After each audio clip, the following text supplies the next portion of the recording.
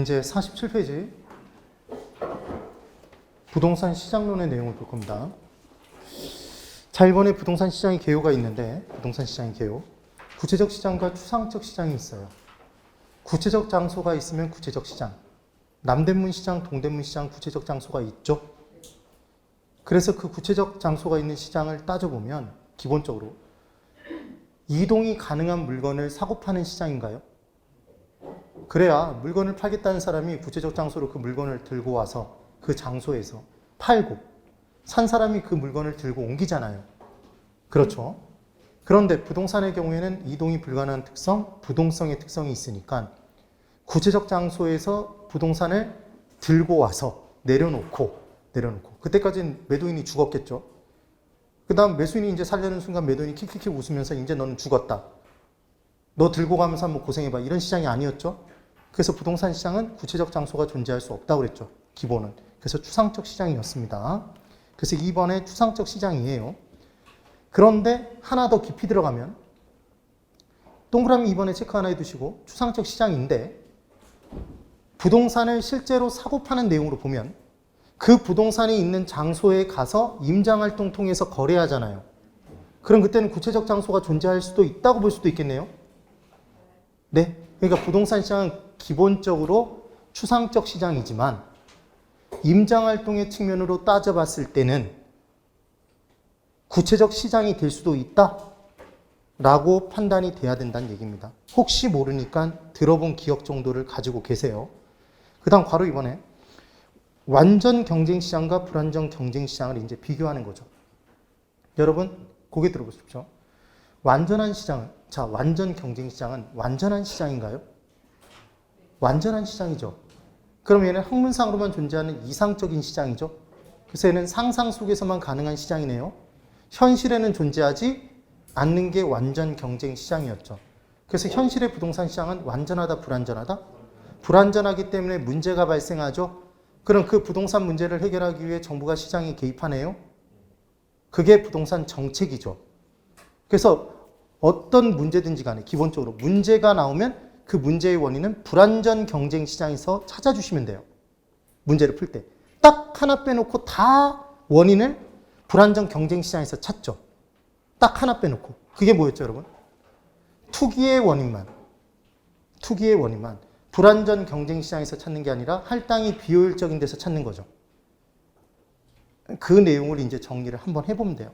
그래서 첫 번째 1번. 완전 경쟁시장과 불완전 경쟁시장의 비교입니다. 완전 경쟁시장에다가 별표를 2개 치시고 그 박스의 내용에 첫 번째 들어갑니다. 완전 경쟁시장은 그 밑에 그림을 보면, 그림 있죠 여러분? 제일 밑에 박스의 그림. 수마켓이 있죠? 네, 그 수마켓에서 지금 그림이 잘 안 보이실 수 있는데 얘가 콩이 아니라 감자입니다, 여러분. 그래서 주먹만한 크기의 감자를 사고 파는 거예요. 그럼 얘는 동일한 품질의 동일한 제품이네요. 그때 사겠다는 사람과 팔겠다는 사람이 다수 대 다수로 존재해요. 그러면 이제 수요와 공급이 만난 점에서 균형 가격이 형성되겠죠? 얘가 봤더니 한 개에 1,000원이더라는 겁니다. 언제? 수마켓에서 2021년 10월 30일에 얘가 한 개에 1,000원에 거래가 되는 거예요. 되셨어요? 그럼 지금 이 시장은 완전한 경쟁이 나타나는 시장이어서 만약에 가격을 1,100원을 받겠다는 공급자가 있으면 수요자 입장에선 대체할 공급자가 세고 셌나요? 지금 한 개에 1,000원에 팔겠다는 공급자가 다수잖아요. 그러면 한 개에 1,100원에 팔겠다는 공급자에게는 아무도 안 사겠네요. 그러니까 가격은 무조건 한 개에 1,000원에 거래가 되겠죠. 그럼 이번엔 수요자 입장에서 한 개에 900원에 사겠다는 수요자가 있으면 공급자 입장에서는 그 사람한테 팔까요? 안 팔까요? 안 팔죠. 왜냐하면 수요자가 세고 셌으니까. 한 개에 1,000원에 사겠다는 수요자가. 그러니까 이 시장은 무조건 주먹만한 크기의 고품질의 감자는 2021년 10월 30일에는 무조건 하나의 가격? 얼마에만 거래가 된다? 1,000원에만. 그래서 균형 가격이 성립되고 하나의 물건에 하나의 가격이 존재하는 법칙, 일물일가의 법칙이 성립되겠네요. 되셨죠? 그럼 이 시장이 만약에 수요자들이 증가했어요. 그럼 초과 수요에 따라 가격이 일시적으로 올라가겠네요. 근데 바로 공급이 또 증가하겠죠. 그럼 원래의 균형을 되찾아서 균형 가격 1,000원이 유지가 되겠죠. 그러니까 시장 진출입이 용이해요? 용이치 않아요? 용이해야지만 완전한 정도로 경쟁이 나타나죠. 그래서 이제 개념을 잡을 때, 자, 잘 보세요. 거길 잘 보면서 대답해 보세요. 만약에 어떤 사람은 감자를 팔고 어떤 사람은 고구마를 팔면 완전한 정도로 경쟁이 나타나나요? 아니죠. 감자를 파는데 어떤 감자는 정말 조그맣고 볼품없는 감자고 어떤 감자는 정말 좋은 감자를 파는 사람이 있다면 완전한 정도로 경쟁하지 않죠. 서로 다른 품질이니까. 그래서 완전한 정도로 경쟁이 나타나기 위해서는 첫 번째 조건이 동일한 품질의 동일한 제품을 사고 팔아야 되고, 그 다음 만약 수요자가 다수고 공급자가 한 명이면 완전한 정도로 경쟁을 하나요? 공급자가 왕인가요? 공급자가 왕이죠. 독점 공급이니까. 그럼 완전 경쟁이 이루어지지 않을 거예요? 그럼 반대로 수요자 한 명이고 공급자가 다수라면 수요자가 이번엔 왕이죠. 그러니까 완전한 정도로 경쟁이 이루어지지 않는다고요. 그 다음 만약에 공급자가 소수면 짜고 치기 쉬워요? 그럼 걔는 공급자가 한 명인 것과 동일한 효과가 발생하겠죠. 그래서 완전한 정도로 경쟁이 나타나기 위해서는 수요자와 공급자가 다수 대 다수여서 다수 속에 파묻혀야 완전한 정도로 경쟁이 이루어지겠죠. 지금 그 얘기를 한 겁니다. 되셨어요? 그럼 지금의 이 완전 경쟁 시장에서는 공급자는 시장에 정해진 가격에 무조건 따라가겠네요. 자기가 가격 결정 능력이 없죠, 지금. 아까 1,100원 받겠다고 얘기했을 때 하나도 못 팔았잖아요. 그래서 가격에 순응하는 자, 가격 순응자라는 표현을 쓰죠. 그럼 공급자는 힘이 약하죠? 그래서 공급자가 영세할 것의 조건을 갖춘다, 이런 표현을 쓰는 거죠. 되셨나요? 그런데 이때 공급자가 한 개에 1,100원, 1,200원에 팔고 싶은 공급자가 있어요. 그럼 이 시장 입구에서 지키고 섰다가 새롭게 오는 수요자에게 비싸게 팔면 될 것 같은데 못 팔죠.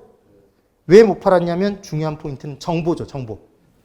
2021년 10월 30일에 이 수마켓에서 주먹만한 크기의 고품질의 감자가 한 개 1,000원에 거래된다는 정보를 누구나 다 완전히 공유하고 있죠.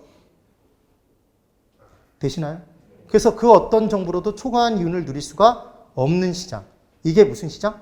완전 경쟁 시장. 자, 고개 드세요. 만약에 누구는 정보가 있고 누구는 정보가 없어요. 정보의 대칭성, 비대칭성? 비대칭성 문제가 발생했다면 얘는 완전한 경쟁을 하는 건가요? 아니죠. 불완전한 경쟁을 하는 거죠. 그래서 완전 경쟁이 되기 위해서는 완전한 정보의 공유가 이루어져 있어야 된다. 지금 그 포인트입니다. 되셨죠? 그 다음 그 밑에 수요자 입장에선 대체할 공급자가 세고 셌기 때문에 수요는 완전 탄력적이다. 그래서 가격이 조금이라도 올라가면 다 뛰쳐나간다. 그 내용을 기억하시면 됩니다. 됐죠? 그럼 다시 그 위에 박스로 갈게요. 이제 읽기나 보세요. 완전 경쟁 시장은 시장 참자 수가 다수 속에 파묻혀야 된다. 공급자는 가격에 순응하는 자. 제품의 질이 동질적인 특성을 떼야 되고, 그래서 하나의 물건에 하나의 가격이 존재하는 일물일가의 법칙이 적용되는 거고, 시장으로의 진출입이 자유로워야 되지 이미 들어와 있는 사람만 공급한다 그러면 조만간에 짜고 치더라. 그 다음 정보의 대칭성 문제. 대칭성을 떼야지만 완전한 정도로 경쟁이 나타납니다. 그럼 완전한 정도로 경쟁이 나타나는 시장에서는 뭐는 빵이다? 그 누구도 초과이윤을 누릴 수 없죠. 그럼 최종적으로도 할당이 효율적으로 이루어지죠. 투기는 절대로 발생하지 않는 이상적인 시장, 완전한 시장이 완전 경쟁 시장이더라. 그런데 현실의 부동산 시장은 수요자 소수, 공급자 1 또는 소수죠. 그러니까 다수 속에 파묻히지 않았어요. 그래서 부동산 시장은 불완전 경쟁 시장이죠. 그 다음 부동산은 다 다르다, 개별성을 띠니까 동일한 품질의 동일한 제품도 아니죠. 그래서 불완전 경쟁 시장입니다. 또 하나. 하나의 물건에 하나의 가격이 존재하는 법칙, 일물일가의 법칙도 배제돼요. 왜냐하면 토지를 내가 10억 주고 샀다고 해서 내가 팔기 위해 바로 내놓으면 10억에 꼭 거래되라는 보장이 없잖아요. 개별 거래마다 가격이 다 다르게 형성될 거니까. 개별성 때문에. 그 다음 균형 가격이 유지되지 않아요. 왜냐하면 부동산 시장에서 수요가 증가하면 바로 공급을 늘릴 수가 없죠. 짓는데 시간이 걸리니까. 그래서 균형 가격도 성립되지 않는 시장입니다. 그 다음 부동산 시장은 움직이지 못하는 성격, 부동성의 특성 때문에 시장 진출입이 용이하더라, 용이치 못하다? 용이치 못하다, 자유롭지 못하네요. 그 다음 비싸다, 고가성을 띠니까 유효 수요가 바로 증가할 수도 없죠. 그리고 실제 부동산 시장에서는 개발 정보를 가진 사람이 가지지 못한 사람보다 초과한 이윤을 누리더라, 누리지 못하더라? 누리기 때문에 정보의 대칭성을 가진 시장도 아니네요. 그러니까 지금 완전한 정보의 공유가 이루어지지 않았으니까 얘는 완전 경쟁 시장이 아니라 불완전 경쟁 시장이겠죠. 그러니까 누군가 초과이윤을 누리는 사람이 있을 수 있다. 지금 그 얘기인 겁니다. 그래서 현실의 부동산 시장은 불완전 경쟁 시장. 그럼 이제 질문을 해볼게요. 부동산 시장은 균형 가격이 성립되지 않는다는 얘기했어요, 여러분. 그 이유가 뭐 때문이었죠, 여러분?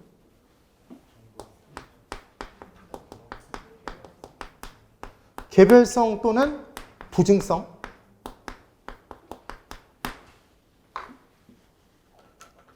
아니, 잠깐만.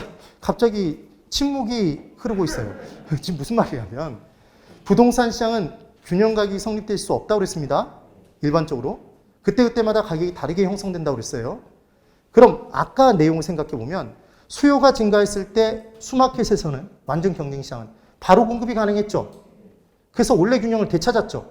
그래서 가격이 오를 틈이 없었어요. 계속 유지가 됐던 거예요. 근데 부동산은 균형 가격이 성립되지 않고 올라가 버릴 수 있는 거죠.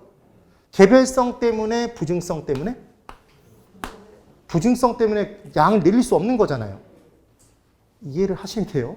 그 다음 일물일가의 법칙이 성립되지 않는다고 그랬죠? 일물일가의 법칙이 성립되지 않는다고 그랬죠? 그러면 얘는 개별성 때문이에요? 부증성 때문이에요? 하나의 물건이어도 개별 거래마다 가격이 다 다르죠? 얘는 개별성 때문이지 부증성 때문이 아니잖아요. 이게 이 부분에서 유일하게 나왔던 문제라고 보시면 돼요. 구분해 주실 수 있어야 된다는 얘기입니다. 됐죠? 그 다음 넘겨보세요. 이제 48페이지에 있는 내용이 쫙 읽혀지면 돼요. 기업부터 한번 읽어볼게요. 잘 보세요. 기업, 조건. 지금 완전 경쟁 시장의 조건입니다. 다수 대 다수여야 되고 동일한 품질의 동일한 제품이어야 되고 균형 가격이 성립되고 일물일가의 법칙이 성립되더라. 공급자는 정해진 가격이 그대로 따라가니까 힘이 약하다 영세할 것의 조건을 갖고 가격에 따라가니까 가격 순응자고 시장의 진출입이 용이해야 되고 수요의 가격 탄력성은 대체할 공급자가 세고 셌기 때문에 완전 탄력적이고 정보를 완전하게 공유해야지만 완전한 정도로 경쟁이 나타나는 거다. 맞나요? 이 중에 하나만 어그러져도 얘는 완전 경쟁 시장이 아닌 거예요. 그러니까 이 모든 조건을 다 충족하는 현실의 시장을 찾기 어렵겠죠. 그러니까 얘는 학문상 이상적으로 존재하는 시장이 완전 경쟁 시장인 거죠. 그래서 니은의 성격, 가장 이상적인 시장, 학문상으로만 존재하는 시장, 그리고 완전한 시장이니까 아무런 문제도 없겠네요. 완전하니까. 그럼 정부의 개입이 필요하다, 필요치 않다? 필요치 않겠네요.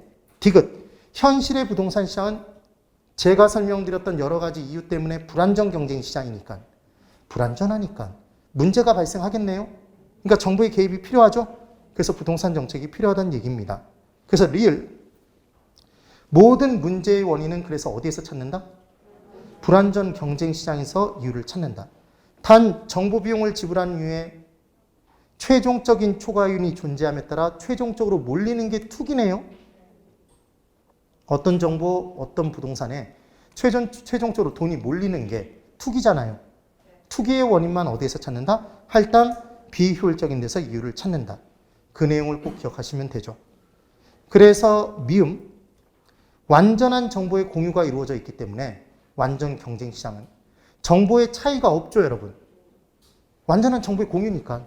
정보의 차이가 정보 가치였죠. 확실성화의 정보에서 정보의 현재 가치에서 확실성화의 현재 가치에서 불확실성화의 현재 가치를 뺀 게 정보 가치였잖아요. 그렇죠? 그래서 정보의 차이는 그게 정보 가치인데 완전한 정보의 공유가 이루어졌으니까 정보의 차이가 존재하지 않으므로 정보의 경제적 가치는 빵인 거죠. 아무리 유용한 정보에도 나도 알고 남도 알고 다 같이 알고 있으면 남보다 초과한 이윤을 누릴 수 없더라. 경제적 가치는 빵이다. 지금 그 얘기였어요. 그래서 정보 가치는 빵. 그럼 그 정보를 돈 주고 사는 사람 없겠네요? 그러니까 당연히 정보 비용도 빵. 그러니까 최종적인 초과 이윤도 당연히 존재하지 않는다. 그러니까 최종적으로 몰리는 일은 절대로 없겠다. 그래서 투기는 발생하지 않죠. 반드시 할당 효율적인 시장이 되네요. 무슨 시장은? 완전 경쟁 시장은. 지금 그 얘기였죠. 되셨습니까? 정리돼야 돼요. 그래서 이 부분의 개념을 한번 잡아보면, 자, 이게 뒷부분의 내용하고 조금 연결이 돼야 돼서 여기까지 하고 뒤로 넘겨보죠. 48페이지 그 밑에 이제 3번 부동산 시장의 기능이 있습니다. 부동산 시장은 자원과 자원을 교환하는 기능이 있나요? 부동산과 부동산을 막 교환할 수도 있죠, 여러분. 그리고 현금과 부동산을 교환할 수도 있죠. 그래서 교환하는 기능이 있어요. 자원 배분하는 기능도 있네요. 수급 조절하는 기능도 있죠. 수요와 공급을 조절하는 기능. 가격을 창조하고 파괴하는 기능이 있어요. 정보를 제공하는 기능도 있었죠. 그런데 이 부분 구분하는 방법. 시험 문제에 이런 문제가 나올 수 있다고 그랬죠. 부동산 시장의 기능과 특성을 섞어놓고 비교하는 문제를 낼 수도 있어요. 그래서 얘를 구분할 때 기능을 무엇 못하는 기능을 붙였을 때 자연스러우면 얘는 기능이었죠. 자연스럽지 않으면 특성이었죠. 그럼 한번 해볼까요? 지금 부동산 시장의 특성 부분에 내용으로 들어갑니다. 시장의 지역성 하는 기능. 이상하죠? 이상한 거 느껴지세요? 그러니까 얘는 특성이죠. 그 다음 페이지, 49페이지. 수급 조절의 곤란성 하는 기능. 이상하죠? 거래의 비공개성 하는 기능. 이상하죠? 비표준화 하는 기능. 이상하죠? 이거 이상하지 않으면 다 외워야 돼요. 그러니까 이상하니까 애들은 특성이잖아요, 지금. 그 내용들입니다. 그래서 그렇게 구분하면 되고. 자, 이제 48페이지 다시 밑부터, 박스부터 볼게요. 부동산 시장은 불안정 경쟁 시장이고 독점적 경쟁 시장이라는 얘기를 합니다. 고개 들어보세요. 공급자가 한 명이면 무슨 시장?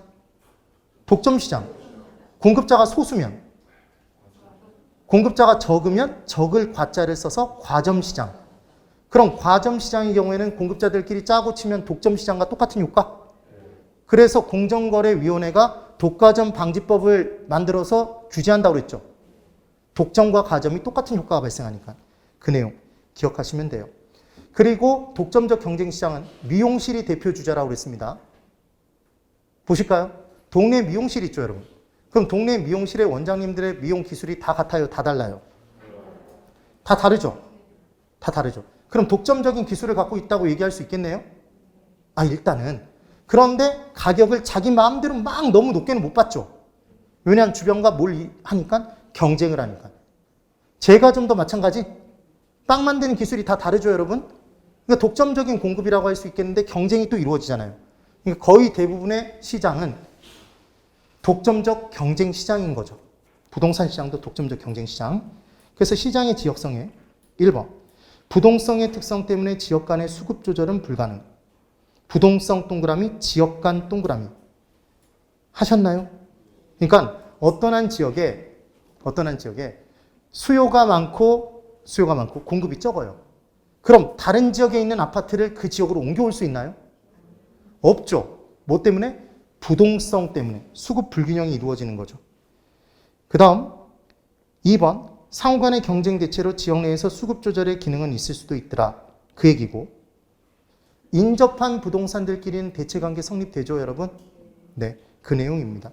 그 다음 부분시장 지역별 세분화 부동성의 특성 때문에 지역시장으로 구분되고 그래서 지역 간 지역별 지역에 국한된다 나오면 무조건 부동성이었죠. 지역세도 지방세도 부동성 때문에 발생했던 내용이었고 용도별 시장으로 세분화되나요?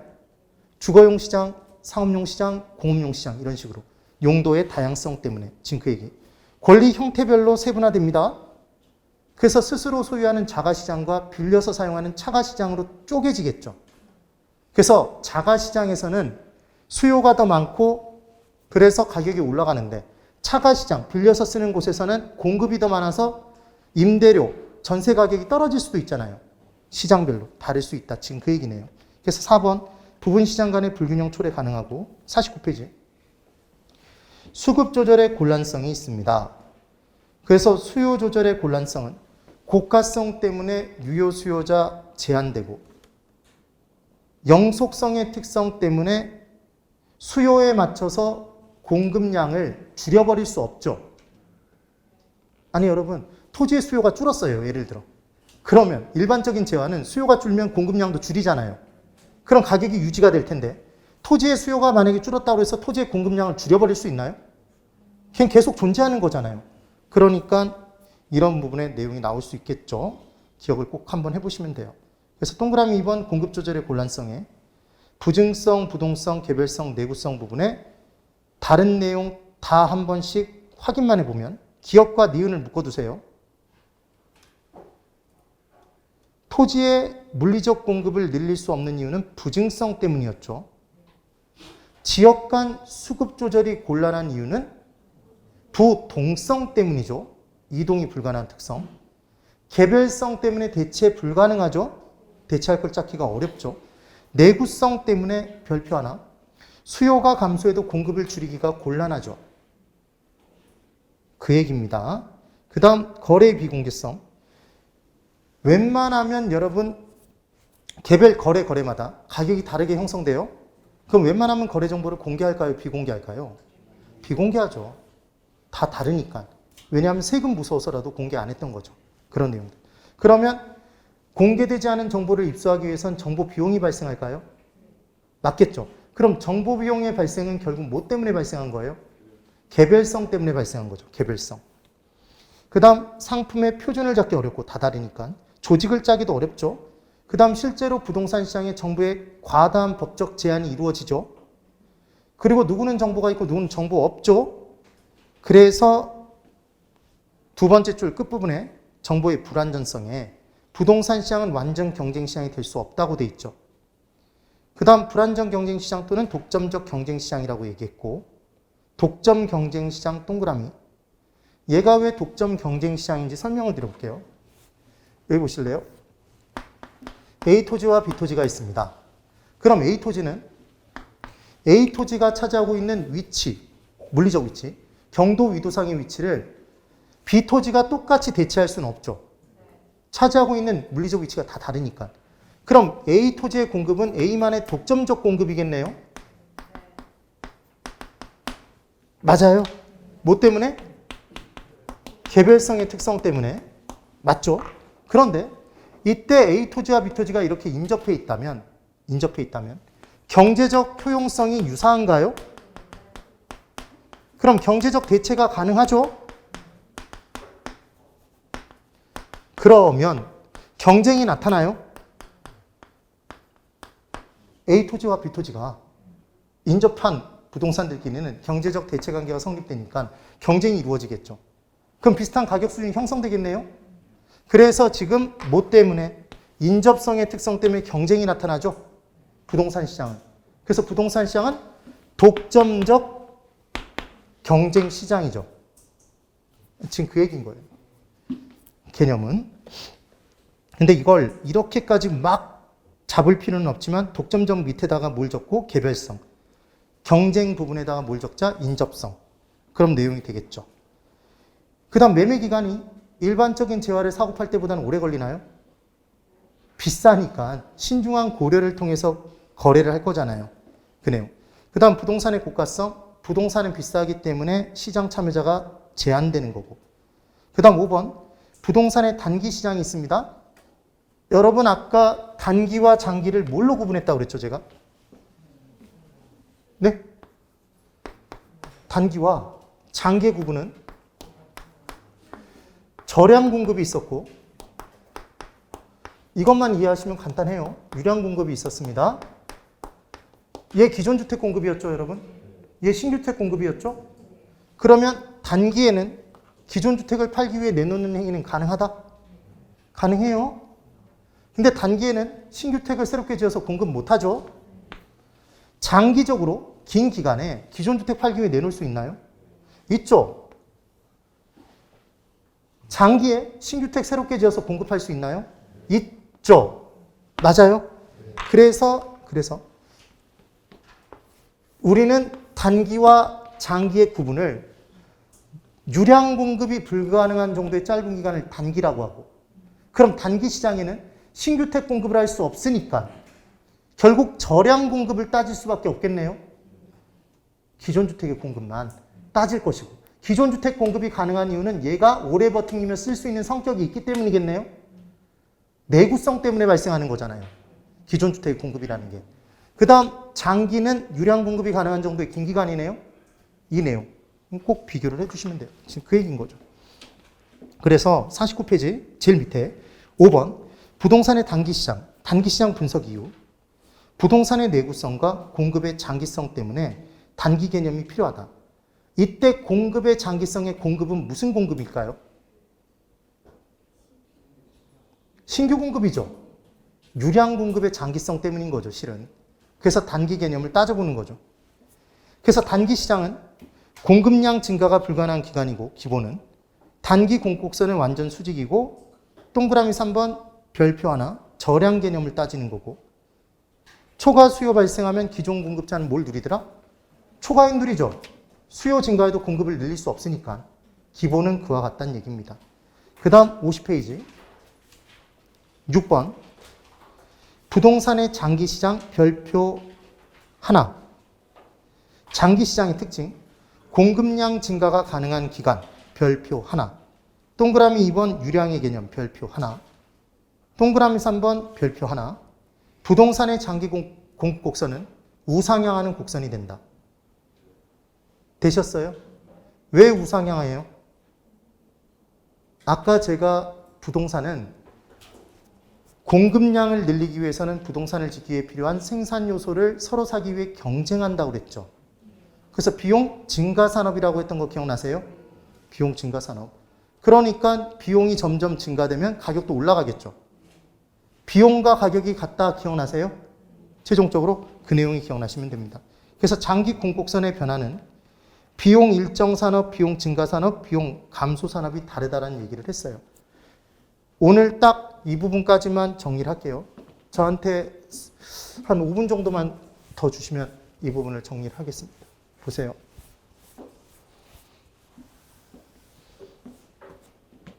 전에 기본서에서 정확하게 말씀을 드렸었는데 이런 내용이었죠.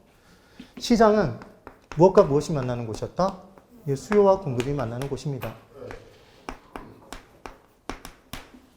그럼 기본적으로 시장은 수요와 공급이 만날 때 시장에 중요한 기능이 있었죠. 만들어달라는 것을 만들어달라는 양만큼 만들어주는 기능이 있더라. 그래서 시장은 항상 균형을 추구해요. 균형으로 돌아가고 끝나는 걸 추구합니다. 그런데 이때 시장에 무슨 일이 발생했냐면 얘가 처음 출발이 수요량 100, 공급량 100이었어요. 근데 수요가 증가했어요. 수요가 얼마 증가했냐면 얘가 10만큼 증가했답니다. 수요는 단기에 증가 가능하나요? 단기에. 수요 증가 가능하죠? 수요 증가 가능합니다. 그런데 단기에는 신규 주택 공급을 못하죠. 그러니까 얘 공급 증가가 불가능하네요. 얘 불가능하죠? 불가능해요. 그럼 뭐가 발생했죠, 여러분? 초과 수요가 발생했죠? 그럼 초과 수요에 따라서 가격이 폭등해요, 폭등하지 않아요? 가격이 폭등하죠. 이걸 폭등된 가격이라고 표현하는 이유는 장기적으로 공급량이 증가되면 얘 가격은 떨어질 거니까. 그래서 얘를 왜곡된 가격이라고 얘기하죠. 가격 폭등. 그럼 가격이 폭등됨에 따라 기존의 공급자는 뭘 누린다? 초과이익 누리죠. 그러니까 이제 장기적으로는 공급이 증가한다, 감소한다? 이제 장기는 공급이 증가하겠죠. 공급이 증가합니다. 그래서 얘가 이제 공급이 증가됐는데 공급 증가의 정도가 다르다라는 말씀을 드렸어요. 산업의 종류별로. 그래서 얘 공급이 증가될 때 산업 종류부터 볼까요?